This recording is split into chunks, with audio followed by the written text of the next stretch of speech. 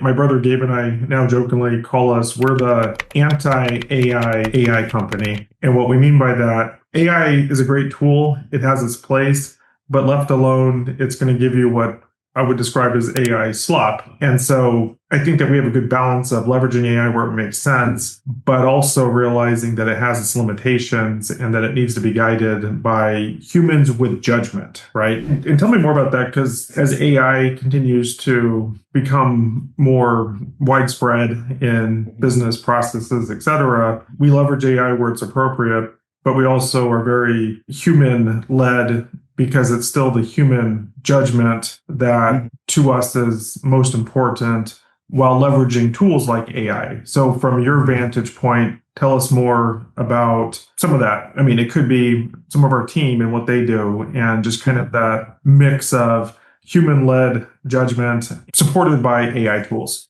All right. We had this conversation a while ago when AI tools started appearing and getting more and more sophisticated and wowing us at every update, that AI is a tool, right? Everybody who got way too excited with AI thinking that it's going to replace people in talent, they didn't have a happy ending. And then what they got was a big bill. It's like, oh, I thought it was a $20 subscription. I didn't realize it was now expensive. Half done work and big bills. So it's like AI currently in our team, I say that AI needs to help you do the work. As soon as you cross the line of wanting AI to do the work for you, it's a problem. So as soon as AI is helping you do the work, everything's fine. So the team, for example, we have a designer. Her name is Bruna.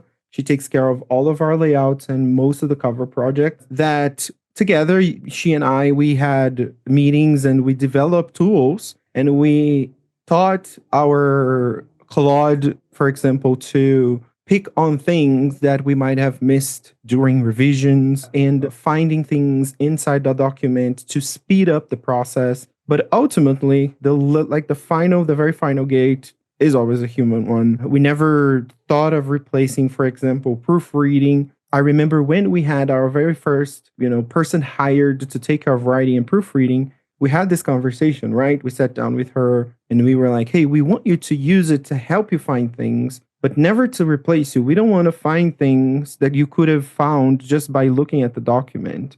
So this is where that line stands with us for every single step in the process. Even because it's impossible. Like, people think that it's okay to create like full AI generated covers these days, but they're only somewhat good, I would say, for internet and displaying online. Whenever like a social media post. Exactly. When you're sending this to a printer, to actually make changes to it, sometimes AI creates fonts that actually doesn't exist.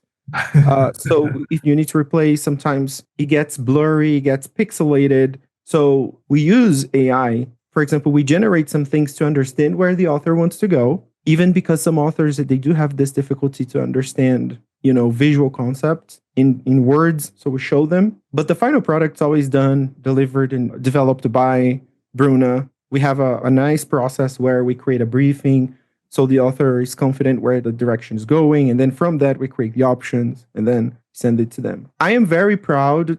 I want to conclude with this part. Like, I'm very proud of what the team has been developing with AI. It's like, I always tell you, I think you're a great leader. And I think it's the difference. Like our friend John Cotton always says, it's the leader, it's always the leader. So I think if the company is like trying to replace people and having struggled with that, it's the leader. It's a lack of leadership and lack of vision, to be honest. My brother Gabe and I now jokingly call we're the anti-AI company. And what we mean by that is that I think I understand. Yeah, what we mean by that is that AI is a great tool. It has its place, but left alone, it's going to give you what I would describe as AI slop, meaning that it's increasingly obvious.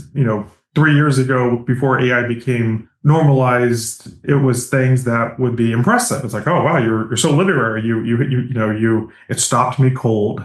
You need to sit with this. All these expressions that 3 years ago would be like, wow, you have quite a literary mind. Whereas now it's a tell for Yeah. it's a tell, right? For AI. And so I think that we have a good balance of leveraging AI where it makes sense, but also realizing that it has its limitations and that it needs to be guided by humans with judgment, right? Exactly. And I think that's the core thing is I think the skill of the future is judgment. It's knowing it's leveraging a tool just like, in any era before us. You would leverage the technology that existed, but it's your judgment has become more and more important in making all these decisions. So we definitely try to find that balance of human-led judgment and leveraging AI to the extent that it improves the product, the process, et cetera, but not replace it.